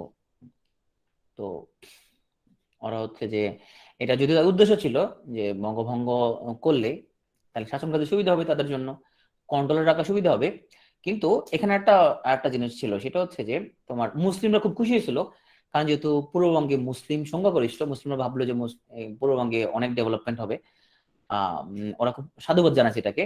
কিন্তু তোমার কলকাতার যারা হিন্দু তারা কিন্তু এটাকে ভালোভাবে নেয় নাই, এবং ওরা ভাবলো যে এর মাধ্যমে যে কলকাতা কেন্দ্রিক যে তোমার শাসন ব্যবস্থা, কলকাতা কেন্দ্রিক যে প্রভাব, সে প্রভাবটা কিন্তু থাকবে না। এটা চিন্তা করে তখন পূর্ববঙ্গের পশ্চিমবঙ্গের হিন্দুরা কিন্তু প্রবল বিরোধিতা করে। এবং আমাদের জাতীয় সঙ্গীত যেই প্রেক্ষাপটে রচিত হয়, এটা কিন্তু বঙ্গভঙ্গের প্রেক্ষাপটে রচিত হয়। তো যাই হোক, এটার বিরুদ্ধে যখন প্রবল আন্দোলনের ঢেউ উঠে, লর্ড কার্জনকে বলা হয়, ওরা আমাকে বলা হয় ব্রিটিশ শাসন আমলে স্বর্ণযুগ। সো আলটিমেটলি যেটা হয়, বঙ্গভঙ্গ টিকে নাই। তবে এখানে এই এখনো কিন্তু বঙ্গভঙ্গ টিকে আছে এখনো, হ্যাঁ, আমরা এখনো এটা রদ এখনো করি নাই। এর মধ্যেই তোমার কার্জন চেঞ্জ হয়ে যায়, কার্জন চেঞ্জ হয়ে এর মধ্যে তোমার শাসন ক্ষমতা আসে লর্ড মিন্টো। কার্জন কিন্তু বঙ্গভঙ্গ করে শেষ, কিন্তু 5 সালে বাংলা ভাগ করে কিন্তু সে শেষ, হ্যাঁ। তো কার্জন পরে চলে আসে মিন্টো। তো মিন্টো তোমার তার সচিব ছিল মোরলি। মোরলি আর মিন্টো, ওরা ওদের দুজনের কম্বাইন যে আইনটা মোরলি মিন্টো সংস্কার আইন, এর মাধ্যমে মুসলিমদেরকে পৃথক নির্বাচনে করার অধিকার দেয়া হয়, এটা মানে মোরলি মিন্টো আইন। তো যাই হোক, আমরা এখন লর্ড হার্ডিঞ্জে। সো আমরা যদি একটু সালগুলো যদি বলি, লর্ড কার্জন 1905 সালে কিন্তু তোমার সে ছিল 1899 থেকে 1905 পর্যন্ত। বঙ্গভঙ্গের পর সে চলে গেল। মিন্টো, মিন্টো হচ্ছে 1905 থেকে 1910 পর্যন্ত ছিল মিন্টো। সো মিন্টোর পরে আসলো হার্ডিঞ্জ। হার্ডিঞ্জ আসলো 1910 সাল থেকে 1916 সাল পর্যন্ত। সালগুলো খুব গুরুত্বপূর্ণ না। তো হার্ডিঞ্জ কি করলো, বঙ্গভঙ্গ রদ করলো। সালটা কত, 1911। 1911 সালে হার্ডিঞ্জ বঙ্গভঙ্গ রদ করলো। আরো কয়েকটা গুরুত্বপূর্ণ কাজ করছে। সেগুলো যে তোমরা মেয়ে এত ঝামেলা করতেছো, তাহলে আমি রাজধানী তোমাদের এখানে রাখবোই না, আমি ডাইরেক্ট কলকাতা থেকে দিল্লিতে নিয়ে যাব। এবং এই বঙ্গভঙ্গ যখন রদ করে দিল, তখন মুসলিমরা আবার খুব নাকশ হয়ে গেল। ওরা বললো যে আমাদেরকে দিয়েছিলেন আপনারা, এখন আবার সব নিয়ে যাইতেছেন। তো ওরা বললো ঠিক আছে, তোমরা শান্ত হও, তোমাদের একটা ইউনিভার্সিটি বানিয়ে দিব, তোমরা এখানে পড়াশোনা করবা। তখন মুসলিমদের ঠান্ডা করার জন্য এখানে একটা নাথান কমিশন গঠন করে ঢাকা ভার্সিটি প্রতিষ্ঠার জন্য উদ্যোগ নেওয়া হয়। মুসলিমরা তখন কি সান্ত্বনা হবে যে এখানে অ্যাটলিস্ট একটা তোমার ইউনিভার্সিটি প্রতিষ্ঠা হবে। যথারীতি এটার জন্য বিরোধিতা ছিল কলকাতা থেকে, যে পূর্ববঙ্গের লোকজন যদি এরকম তোমার শিক্ষা দীক্ষা যদি আগায় যায়, তাহলে এখানে চাষবাস করবে কে, তাহলে এটা একটা সমস্যার ব্যাপার। তো লর্ড রিডিং তার আমলে মূলত ঢাকা ভার্সিটি প্রতিষ্ঠা হয়। ওনার টাইম পিরিয়ড 1921 থেকে 1926। ঢাকা ভার্সিটি প্রতিষ্ঠা হয় 1921 সালে। এটা হচ্ছে লর্ড রিডিং এর আমলে। পড়াশোনা রিলেটেড যেহেতু লর্ড রিডিং নাম মনে থাকবে আশা করি। সো ঢাকা ভার্সিটি প্রতিষ্ঠা হয়ে গেল, মুসলমানরা খুশি হয়ে গেল। তো এরপরও আরো অনেকগুলো লর্ড আসছে, Lord Irwin, Lord Willingdon, Lord Linlithgow, হ্যাঁ। তো ওরা কেউ হচ্ছে খুব গুরুত্বপূর্ণ কোনো কাজ নেই। আমরা সরাসরি চলে আসবো লর্ড মাউন্ট ব্যাটেন, যে হচ্ছে উপমহাদেশের শেষ ভাইসরয়, মানে দেশ ভাগ করার সময় 47 সালে সে ছিল সে ভাইসরয়। আমরা এখন চলে আসলাম লর্ড মাউন্ট ব্যাটেন, শেষ ভাইসরয়। তো ক্লাসের শেষ দিকে চলে আসছি আমরা। আমরা দেখি কিছু বিদ্রোহ একটু দেখি। ইংরেজ আমলে তোমার যে প্রথম যে বিদ্রোহটা, সেটা হচ্ছে ফকির সন্ন্যাসীদের বিদ্রোহ, যে নেতৃত্ব দেন ফকির মজনু শাহ এবং ভবানী পাঠক। একটা গুরুত্বপূর্ণ বিদ্রোহ চাকমা বিদ্রোহ, যে নেতৃত্ব দেন জোয়ান বক্স খা, জুমিয়া নেতা। এই বিদ্রোহের কারণটা ছিল, এটা কার্পাস বিদ্রোহ নামে এটা অভিহিত করা হয়। যেটা ছিল তখন তোমার চাকমারা তোমার তাদেরকে যেটা তাদের তুলা প্রডিউস করতো প্রচুর পরিমাণে তারা। তো তাদেরকে যে তখন তো তাদের এরকম মুদ্রার ব্যবস্থা ছিল না, তারা মুদ্রার মাধ্যমে তার বিনিময় করতো না। তারা যেটা করতো যে আমি হচ্ছে 1 কেজি তুলা দিব, তুমি আমাকে 1 কেজি অন্য কোনো প্রোডাক্ট তোমার সাথে আমার বিনিময় হবে। হ্যাঁ, ওরা প্রথমে জিনিসটা বুঝতে পারে না এর মাধ্যমে যে ওদেরকে ঠকানো হচ্ছে। তো তখন লবণের ব্যাপক তোমার হচ্ছে যে ডিমান্ড ছিল, লবণ তো তোমার সমুদ্রের তীরবর্তী অঞ্চলে প্রডিউস করে, লবণ তো পাহাড়ে প্রডিউস করা যায় না, তাই না? তো দেখো 1 কেজি লবণ 1 কেজি তুলা, তুলা তো তোমার হচ্ছে 1 কেজি তুলা মানে কত হিউজ পরিমাণ তুলা হয়, তাই না? এবং সেটা অবশ্যই অনেক দামি, লবণ হচ্ছে অনেক অন্যান্য জিনিসপত্রের তুলনায় অনেক বেশি দামি। এটা নিয়ে তো আস্তে আস্তে চাকমারা বুঝতে পারলো যে ওদেরকে ঠকানো হচ্ছে তোমার, এটা হচ্ছে একটা কারণ। তারপরে এখানে ব্রিটিশরা তখন কিন্তু ওদেরকে আরো বেশি তোমার কার্পাস বা তুলা চাষে তাদেরকে উদ্বুদ্ধ করলো, এবং এখানে ট্যাক্স সিস্টেমটা তারা এখানে কিছু লোকাল কিছু মাফিয়াদের হাতে ওরা ছেড়ে দিয়েছিল, এবং যারা প্রচন্ড রকমের অত্যাচার করতো। তো চাকমার সিদ্ধান্ত নেই তারা এবং ট্যাক্স মুক্স তারা কোনো কিছু দিবে না, এবং তারা তাদের অধিকার তারা আদায় করে নেবে। সো জোয়ান বক্স খা প্রথম চাকমা বিদ্রোহের নেতৃত্ব দেয়। বাঁশের কেল্লার বিদ্রোহ, তিতিমির 1831 সালে নারকেলবাড়িয়া থেকে বিদ্রোহটা করেন। এখানে প্রত্যেকটা বিদ্রোহ নিয়ে আমরা কথা বলতে গেলেই আমরা হচ্ছে যে মানে এক একটা লেকচার নেওয়া যাবে, যেমন তোমার চাকমা বিদ্রোহ নিয়ে একটা লেকচার নেওয়া যাবে। তো যাদের তোমার হচ্ছে যে আগ্রহ বেশি, তুমি একটু চাকমা বিদ্রোহটা লিখে গুগলে সার্চ দিলে তুমি একটু অনেক ডিটেলস সুন্দর সুন্দর ঘটনা পাবা। এখানে বিবিসি বাংলার আর্টিকেল আছে, অনেক বিস্তারিত ঘটনা এখানের মধ্যে পাবা, তো তুমি তখন একটু পড়ে নিতে পারো। তো ইসরাত ভারতের জায়গায় ট্যাক্স কেন ইউরোপের নাই? ওই যে কোম্পানি আছে, ওই যে 1777 সালে, আজকে আমরা 1787 সালে, এখন তো দেশ স্বাধীন না, তো ইউরোপের ট্যাক্স নিবে না, স্বাধীন হয়েছে 47 সালে।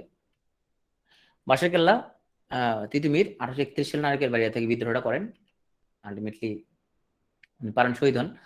ফরাইজি আন্দোলন, সো হাজী শরীয়তুল্লাহ উনি বলেন যে যে আমরা যেহেতু এখন পরাধীন, আমরা কিছু ফরজ কাজের উপর আমাদের এখন তোমার নজর দেওয়া উচিত, এবং ওটা সূত্র ধরে আস্তে আস্তে আন্দোলনটা তোমার অত্যন্ত জনপ্রিয়তা লাভ করে। আস্তে আস্তে সেটা ইংরেজ বিরোধী আন্দোলনের রূপ নেয়। এই ফরাজি আন্দোলনের জনক হচ্ছে হাজী শরীয়তুল্লাহ, এবং তারপরে আন্দোলনের যে হাল ধরে তার নাম হচ্ছে দুদু মিয়া, এবং যিনি বলেন জমিতে খাজনা আদায় আল্লাহর আইনের পরিপন্থী। তো সিপাহী বিদ্রোহ 1857 সালে, এই সিপাহী বিদ্রোহ তোমার অনেকগুলো কারণ ছিল, তার মধ্যে মুসলিমদের কিছু কজ ছিল, যে বলা হয়ে থাকে কিছু কার্তুজ আমদানি করছে যেগুলোর মধ্যে শুয়োরের চর্বি আছে। তারপরে তোমার হিন্দুরা উত্তেজিত হয়ে গেল, বলে যে এর মধ্যে গরুর চর্বি আছে, এটা নিয়ে প্রচন্ড ক্ষোভ ছিল। তারপরে ভারতীয় সেনা যারা ছিল তারা প্রচন্ড রকম বঞ্চিত ছিল, মাল্টিপল রকম পথ ছিল। তারপরে ভারতীয় সেনাদের বলা হলো তোমরা সমুদ্র পাড়ি দিয়ে ইউরোপে যাইতে হবে। এখন হিন্দু ধর্ম অনুযায়ী তোমার হচ্ছে যে সমুদ্র পাড়ি দেওয়া যাবে না, বাড়ি দিলে চাপ থাকবে না। তো এটা নিয়ে মানে প্রচুর তোমার হচ্ছে যে কারণ জমা হয়েছে একসাথে। তখন সেনারা চিন্তা করলো তারা হচ্ছে যে কোম্পানির বিরুদ্ধে বিদ্রোহ করবে। তো যদিও ওই বিদ্রোহ খুব একটা অর্গানাইজ ছিল না, আলটিমেটলি সেটা ব্যর্থতা পর্যবসিত হয়, কিন্তু এটা ভারতীয় উপমহাদেশের স্বাধীনতার আন্দোলনের প্রথম আন্দোলন হিসেবে আমরা এটাকে বলতে পারি, মানে খুব বড় সড় আন্দোলন যেটা।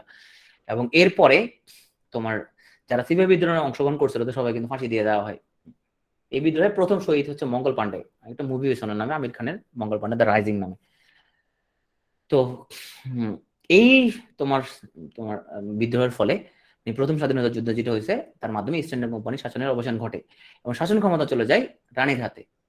তো তিনি যেটা করেন যে দ্বিতীয় বাহাদুর শাহ জাফর যে ছিল তাকে রেঙ্গুনে নির্বাসিত করেন, এবং এই বাহাদুর শাহ জাফর দ্য লাস্ট মুঘল। একটা সময় যে প্রবল প্রতাপ প্রতিপত্তির সাথে সে দিল্লির অধিকর্তা ছিল, তার শেষ সময়টা কিন্তু তোমার প্রচন্ড রকমের দারিদ্র কষ্টের মধ্যে দিয়ে তোমার যায়। তেভাগা আন্দোলন ছিল। তো তখন সিস্টেম যেটা ছিল যে তোমার জমিতে যে চাষ করবে এবং জমির যে মালিক, এটা নিয়ে তোমার হচ্ছে যে যে মালিক সে অর্ধেক পেয়ে যাবে, আর যে চাষ করবে সে অর্ধেক পাবে। ইলামিত্র বললো এর মাধ্যমে আসলে তোমার কৃষকদের শোষণ করা হইতো। তো কৃষকরা বললো যে এটা 3 ভাগ হবে, 3 ভাগ হবে, যে জমি মালিক সে 1 ভাগ পাবে, যে কৃষক সে 2 ভাগ পাবে। ওখান থেকে আন্দোলনটার নাম হলো তেভাগা আন্দোলন, যে আন্দোলনটা জনক হচ্ছে ইলামিত্র। So thank you. আমরা ইতিহাস পড়ার সময় আমার পক্ষ থেকে তোমার ট্রিক্সটা থাকবে, তুমি প্লিজ হারায় যাও না, কারণ আমি যদি ইতিহাস শুধুমাত্র সিপাহী বিদ্রোহের উপরে আমরা কিন্তু 1 ঘন্টা কথা বলতে পারবো। শুধুমাত্র চাকমা বিদ্রোহ নিয়েই তুমি 1 ঘন্টা কথা বলতে পারবা, কিন্তু আমি সবসময় যেটা বলি তুমি কদ্দু চা খাবা, তুমি আগের জায়গায় আসতে পারো কিনা। তোমার যদি কিউরিওসিটি থাকে তুমি গুগল সার্চ করে তুমি অনেক ডিটেলস তুমি পড়তে পারো। কিন্তু আমরা যদি মার্ক ডিস্ট্রিবিউশন যদি দেখি, আমার বঙ্গভঙ্গের পরে যে সময়টা 1975 থেকে 1905 থেকে 1971 পর্যন্ত, এই পিরিয়ড থেকেই আমার আসবে 60% কোশ্চেন, আর এর আগে থেকে আসবে 40% কোশ্চেন। তাহলে সেই 40% কোশ্চেনের জন্য আমরা যথারীতি সিলেক্টিভ থাকার জন্য আমরা ট্রাই করছি। সো তোমরা যদি স্লাইডগুলো যদি ফলো করো এবং এট দ্য সেম টাইম আমাদের ওপেন বুক এক্সাম গুলো যদি ভালো করে দাও, আমার দৃঢ় বিশ্বাস তোমার কোশ্চেন ইনশাল্লাহ এখান থেকে কমন আসবে। আর আমাদের টার্গেট তো বাংলা 30টার মধ্যে 30টা কমন আসবেন না, আমাদের টার্গেট হচ্ছে 30টার মধ্যে অ্যাটলিস্ট যাতে 20+ কমন যাতে আসে। তো যদি এই স্লাইডগুলো যদি ফলো করো ইনশাল্লাহ তোমার কমন আসবে। আর বাংলা সবচেয়ে বেশি নাম্বার যেখান থেকে উঠে সেটা হচ্ছে তোমার জনসংখ্যা, কৃষি, অর্থনীতি, সংবিধান, এই টপিকগুলো থেকে তোমার সবচেয়ে বেশি নাম্বার কমন আসে। তো আজ সম্ভবত আমাদের পাটিগণিত পরীক্ষা মডেল টেস্টে না?